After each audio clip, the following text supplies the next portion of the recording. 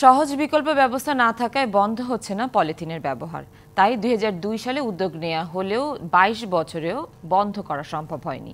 বরং নিষিদ্ধ পলিথিনের ব্যবহার আরও বেড়েছে। বিশেষজ্ঞরা বলছেন, উপযুক্ত বিকল্প ব্যবস্থা তৈরি করা এবং তা ব্যবহারে বাধ্য করানোর উদ্যোগই মুক্তি দিতে পারে পলিথিনের ভয়াবহতা থেকে। বিস্তৃত বর্জ্যের স্তূপে যতদূর চোখ যায় যেন সবই পলিথিন। নিত্যদিনের ব্যবহার্য পলিথিনের এমন চিত্র প্রায় সারা দেশেই।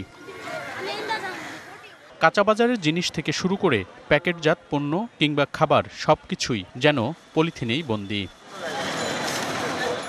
২০০২ সালের মার্চে বাংলাদেশে নিষিদ্ধ করা হয় পলিথিন। এত দিনেও তা কার্যকর হয়নি। এ অবস্থায় নভেম্বর থেকে পলিথিনের ব্যবহার বন্ধ করতে চায় অন্তর্বর্তী সরকার। কিন্তু বিকল্প কি? স্থানীয় কাঁচামালকে ব্যবহার করে আমরা প্লাস্টিকের বিকল্প ব্যাগ, কাগজের তৈরি, পাটের তৈরি, কাপড়ের তৈরি ব্যাগ আমরা বাজারে অ্যাভেলেবেল করতে হবে।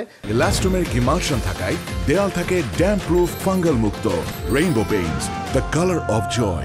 এবং একই সাথে ডিগ্রেডেবল যে প্লাস্টিকগুলো পাটের তৈরি কিংবা তন্তুর তৈরি যে পলিথিন আবিষ্কারগুলো হয়েছে সাম্প্রতিককালে, সেগুলোকে সহজলভ্য এবং সুলভে সরবরাহ করার ব্যবস্থা করতে হবে। এটা যখন কঠোর আইন প্রয়োগ করা হয়েছিল তখন কিন্তু বাজারে মানুষ কাপড়ের ব্যাগ নিয়ে যাচ্ছিল, চটের ব্যাগ নিয়ে যাচ্ছিল এবং সুপার শপগুলো কিন্তু কাপড়ের ব্যাগ ইন্ট্রোডিউস দিচ্ছিল।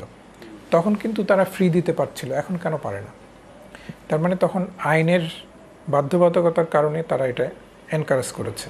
বিশেষজ্ঞরা বলছেন, সহজলভ্য বিকল্প তৈরি এবং তা ব্যবহারে বাধ্য করা না গেলে মুক্তি মিলবে না পলিথিনের কবল থেকে।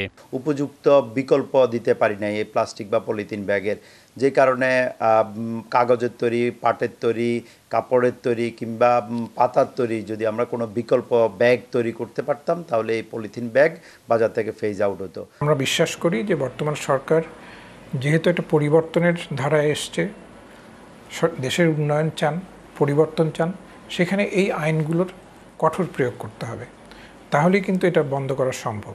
এসবের পাশাপাশি সাধারণ মানুষকে পলিথিন ব্যবহারে নিরুৎসাহিত করার কার্যক্রমের উপরও জোর দেওয়ার পরামর্শ বিশেষজ্ঞদের। মনিরুল সোহাগ, ডিবিসি নিউজ, ঢাকা।